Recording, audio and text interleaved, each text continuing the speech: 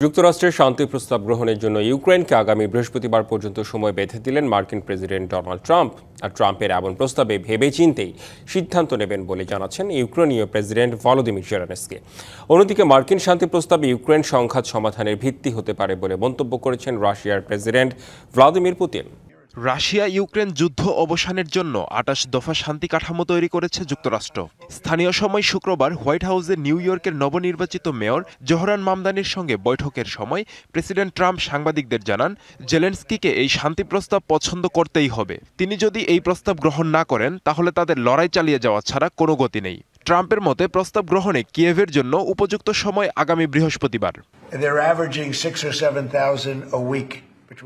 প্রতি সপ্তাহে দুই পক্ষ মিলিয়ে ৬ থেকে ৭,০০০ সৈন্য মারা যাচ্ছে।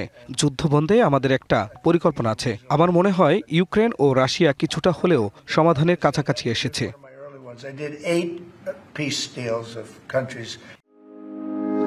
হার্টের যত্নে বিশ্বসেরা ক্যানোলা তেল এখন বাংলাদেশে।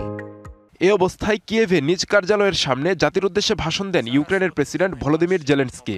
জানান, ট্রাম্পের শান্তি পরিকল্পনায় যাতে ইউক্রেনের সম্মান ও স্বাধীনতা নিয়ে কোনো আপোষ না হয় সে বিষয়টি খেয়াল করা হবে। ইউক্রেনের উপর চাপ এখন যে কোনো সময়ের চেয়ে বেশি। এই কঠিন সময়ে ইউক্রেনকে হয়তো সম্মান হারাতে হবে, অথবা যুক্তরাষ্ট্রের মতো একটি গুরুত্বপূর্ণ অংশীদারকে হারাতে হবে। এদিকে রাশিয়ার প্রেসিডেন্ট ভ্লাদিমির পুতিন নিজেদের নিরাপত্তা পরিষদের এক বৈঠকে জ্যেষ্ঠ কর্মকর্তাদের বলেন, কিয়েভ যদি প্রস্তাব প্রত্যাখ্যান করে তাহলে রুশ সেনাদের অগ্রযাত্রা অব্যাহত থাকবে। প্রস্তাবিত পরিকল্পনার প্রতিটি বিষয়ের বাস্তবিক ও বিস্তারিত আলোচনা প্রয়োজন, আর আমরা সেই আলোচনার জন্য প্রস্তুত।